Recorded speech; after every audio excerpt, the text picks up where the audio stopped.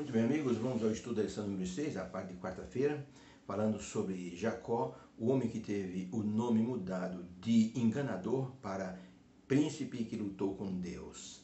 Essa é uma história interessante, porque dentro do contexto de ajuntar tesouros no céu, Jacó foi um homem que inicialmente não se preocupava em ajuntar tesouros no céu. Na verdade, seu foco era totalmente materialista. Jacó tinha a visão de ser o dono de tudo, o herdeiro de todas as posses do seu pai. Ele via em Esaú uma pessoa displicente que não tinha nenhum tipo de vocação para governar uma família. E Jacó então se aproveitou de alguns momentos em que Esaú poderia ficar fragilizado e assim obter dele o consentimento para ter o direito a receber a bênção da primogenitura.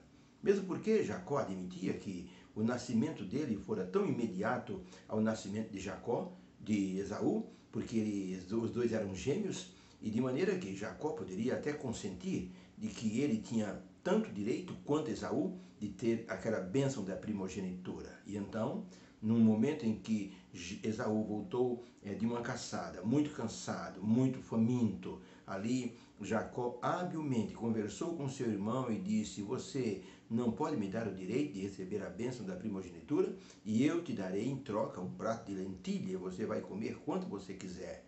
Esaú deve ter pensado: que me importa a primogenitura se eu morrer? Então ali naquele momento ele deu consentimento de que Jacó poderia obter a bênção da primogenitura. Depois, com a ajudinha de Rebeca, Jacó enganou o pai Isaque e recebeu a bênção da primogenitura. Que pena que as pessoas querem dar uma ajuda para Deus e sempre têm problemas para si e para os seus familiares. Foi o caso de Sara, foi o caso de Abraão, tentando dar uma ajudinha para Deus, e agora Jacó estava dando uma ajudinha para Deus, Rebeca também. Com isso, Jacó teve que sair, fugir de onde ele estava, foi para a casa do irmão de Rebeca, Labão. Rebeca disse: vai para a casa do meu irmão. Depois de algum tempo, quando a ira do seu irmão se amansar, se aplacar, eu mando buscar você. 20 anos se passaram e Jacó nunca mais viu o rosto de sua mãe, porque ela morreu nesse meio tempo. Que pena que as pessoas assim colham consequências quando não têm a visão de ajuntar tesouros no céu. Isso acontece conosco hoje. Quando a nossa visão é materialista, mesmo servindo a Deus, nós podemos ser como Jacó, ter uma visão apenas periférica para aquilo que é material. E isso pode nos trazer algumas complicações, porque quando nossa visão é material, nós faremos manobras para conquistar algumas determinadas coisas ou situações, porque achamos que o direito é nosso. Aconteceu isso com Jacó. Na pergunta número 6, Jacó ele estava voltando para sua terra depois de 20 anos. E ele estava com medo de encontrar-se com Esaú. Foi dito a ele que Esaú estava vindo com 400 homens para encontrar-se com ele. Jacó teve medo. E a pergunta agora é: ao voltar Jacó para a sua terra, o que ele fez e como isso nos mostra a graça de Deus em perdoar nossos erros e nos dar uma bênção. Gênesis capítulo 32, verso 22 em diante diz o seguinte: levantou-se naquela mesma noite Jacó e tomou suas 2 mulheres e as suas 2 servas e os seus 11 filhos e passou o val do Jaboque, uma espécie de riacho, e fez também passar tudo o que tinha. Jacó, porém, ficou só naquele local, e quando foi de noite, lutou com ele um homem, até que o dia amanheceu, e vendo aquele ser, aquele homem, que não prevalecia contra Jacó, tocou na juntura de sua coxa, e se deslocou a juntura da coxa de Jacó. E disse aquele ser: deixa-me ir, porque a alva já subiu. Porém Jacó disse: não te deixarei, se não me abençoares. E disse aquele homem: qual é o teu nome? E ele respondeu: Jacó é o meu nome. Então disse aquele homem: não te chamarás mais Jacó, mas Israel, pois como príncipe lutaste com Deus e com os homens e prevaleceste. E abençoou ele Jacó naquele lugar. E chamou Jacó aquele lugar de Peniel, porque disse: eu vi a face do Senhor e minha alma foi poupada. E saiu o sol quando Jacó passou a Peniel e manquejava da coxa. Então, para a pergunta, ao voltar para a sua terra e temer encontrar com Esaú, o que Jacó fez e como isso mostra a graça divina acertando e consertando nossos erros. Resposta: Jacó lutou com Deus e prevaleceu e teve o nome mudado para Israel, que significa príncipe que luta e que vence. Se tornou um vitorioso e Deus mostrou como a sua graça pode ouvir a súplica de um pecador e perdoar os seus pecados quando vê arrependimento sincero nesse pecador. Foi o que Deus viu em Jacó. Jacó imaginava que aquele homem com quem ele estava lutando fosse Esaú. Por isso lutou para sobreviver, mas ao saber que era o próprio Jesus, dando-lhe a chance de se arrepender, de ser transformado, ele se rendeu ali e pediu para ser abençoado. A graça o alcançou e ele teve sua condição mudada perante Deus. O Salvador do mundo viria agora da linhagem de Jacó, que era Israel. Que coisa interessante. Jacó saiu da sua casa como um enganador. Passou por um momento ali num lugar chamado Betel. Ali ele teve a visão da escada onde os anjos subiam e desciam. E ele então fez um juramento ao Senhor Deus de que serviria ao Senhor. Ali Jacó começou a olhar para os tesouros do céu. E quando ele voltou, mais ainda ele confirmou que a sua visão estava modificada, pediu perdão a Deus, no meio daquela luta foi perdoado e a graça o alcançou. Pergunta número 7, de acordo com Jacó, onde ele queria ser sepultado. E por que ele fez esse pedido? Quem já estava sepultado no lugar onde ele queria ser sepultado?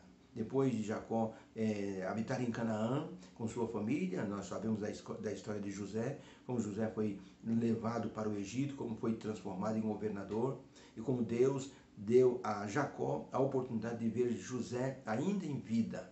Viveu ainda alguns anos na terra de Gósen, e quando estava para morrer, ele reuniu seus filhos, deu uma bênção para cada um, e então ele pediu para ser sepultado num certo lugar. E aqui está o texto, Gênesis 49, 29 em diante, diz assim: depois ordenou Jacó aos seus filhos, dizendo: eu me congrego ao meu povo, sepultai-me com meus pais na cova que está no campo de Efron o Eteu, na cova que está no campo de Macpela, na terra de Canaã, a qual Abraão comprou aquele campo de Efron o Eteu por herança de sepultura.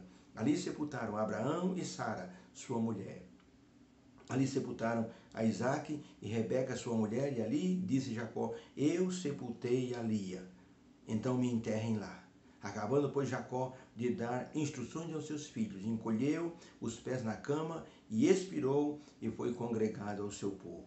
Por que Jacó pediu para ser sepultado na caverna, no campo de Macpela? Quem estava sepultado lá? Jacó instruiu seus filhos a sepultá-lo na caverna que Abraão havia comprado como sepultura para colocar o corpo de Sara.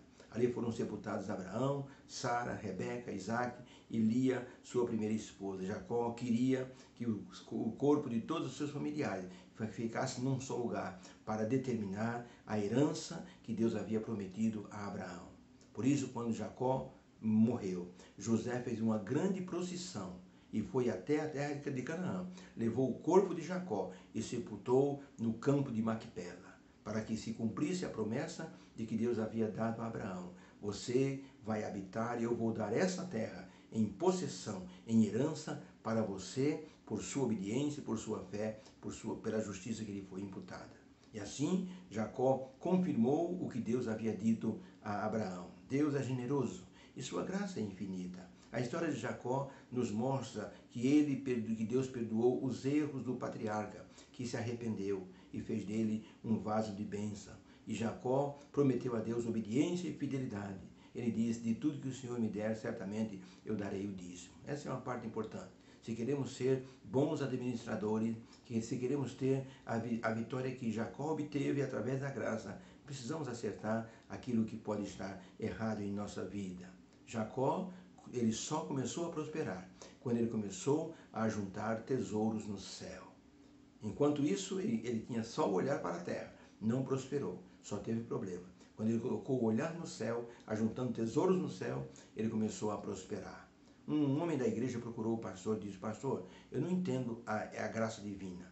O senhor disse que a graça divina nos alcança, mas eu leio uma coisa na Bíblia que me espantou. Eu vou ler para o senhor aqui, ó. Romanos capítulo 9, verso 13, diz assim: porque eu amei Jacó e me aborreci de Esaú. Pastor, que coisa mais estranha. O coitado do Esaú, comparado com o que Jacó fez, não fez nada. O Esaú foi enganado. O Esaú, ele foi, na verdade, fraudado por Jacó. Jacó era um crápula. Jacó fez tudo de errado. Roubou a bênção do irmão, fugiu, dividiu a família, enganou o sogro dele também. Jacó foi um tranqueira. Como é que a Bíblia diz que Deus amou Jacó e se aborreceu de Esaú? Coitadinho, não fez nada para merecer esse aborrecimento.